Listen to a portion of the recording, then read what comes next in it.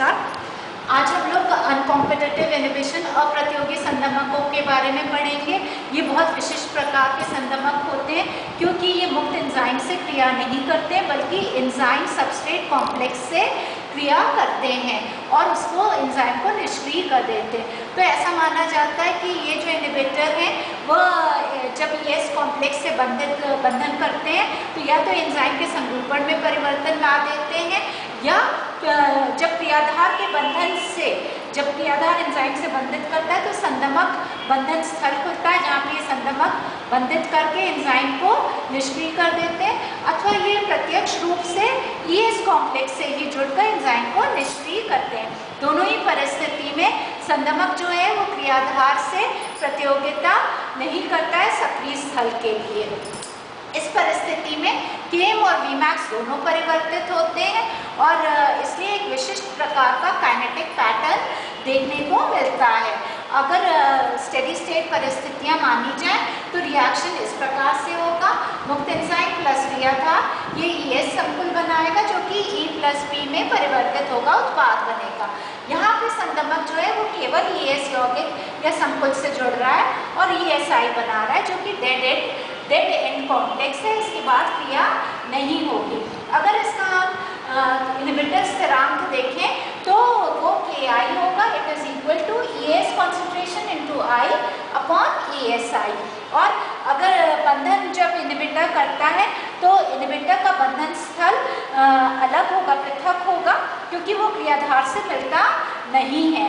पर जब इनहिबिटर बंधित होता है एंजाइम से तो वो एंजाइम के सक्रिय स्थल को विरूपित कर देता है जिससे एंजाइम निष्क्रिय हो जाती है। ऐसी परिस्थितियों में जो स्टेडी स्टेट इक्वेशन है उसके अनुसार Km जो है वो इक्वल टू होगा E into S upon ES। फिर यहाँ पे हम पूर्ण एंजाइम सांद्रता देखेंगे तो पूर्ण एंजाइम सांद्रता मुक्त enzyme plus ES plus ESI को मिलाकर बनती है। यहाँ पे EI उपस्थित नहीं होता है और यहाँ पे हम मुक्त एंजाइम की सांद्रता Km वाली इक्वेशन से रखेंगे और ESI का मान जो है KI वाली इक्वेशन से रखेंगे और फिर इस समीकरण को हल करेंगे ES के रूप में। तो ES is equal to ET upon curve bracket open 1 plus Km by S plus I by KI bracket curve bracket close. अब हम सब जानते हैं V0 is equal to K2 ES, तो ES का मान उपरोक्त इक्वेशन से रखने पर और K2 ET को की जगह Vmax रखने पे हमें ये निम्न सूत्र प्राप्त होता है। V0 is equal to Vmax into S whole thing upon substrate concentration bracket open 1 plus I by KI bracket close plus Km। तो यहाँ पे हम न्यूमरेटर और डिनोमिनेटर दोनों को 1 प्लस I बाई KI से डिवाइड कर देंगे और फिर जो हमें इक्वेशन प्राप्त होगी वो होगी V0 is equal to Vmax into S divided by 1 plus I by KI whole thing upon substrate concentration plus Km divided by 1 plus I by KI। तो यहाँ पे हम देख सकते हैं कि यहाँ पे Vmax घट रहा है 1 प्लस I बाई KI के मान से और Km भी घट रहा है 1 प्लस I बाई KI मान से। तो ये इक्वेशन जो है माइकलिस मेंटन समीकरण के ही समान है। यहाँ पे जो Vmax upon 1 plus I by KI है उसकी जगह हम V प्राइम मैक्स रख सकते हैं और Km upon 1 plus I by KI के स्थल पर K प्राइम M रख सकते हैं। तो जिस भी समीकरण में Vmax और Km दोनों घटते हैं by a factor of 1 plus I by KI वो कैरेक्टरिस्टिक या विशिष्ट लक्षण है अप्रतियोगी संदमक के। और जितनी मात्रा में V प्राइम मैक्स या Vmax घट रहा है वो संदमक की सांद्रता पर निर्भर करेगा। इन्हीं परिस्थितियों में K प्राइम M में भी परिवर्तन होगा।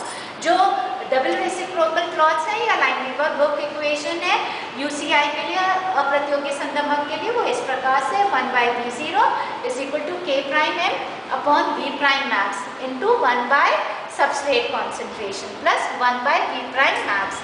तो यहाँ पे ये हाइपरबोलिक प्लॉट्स हैं और ये जो है लाइनवीवर-बुर्क प्लॉट्स हैं। जब संदमक उपस्थित नहीं होता है तो Vmax मिलता है और उसका एक विशिष्ट Km मान मिल रहा है जो कि हरे से दर्शाया गया है।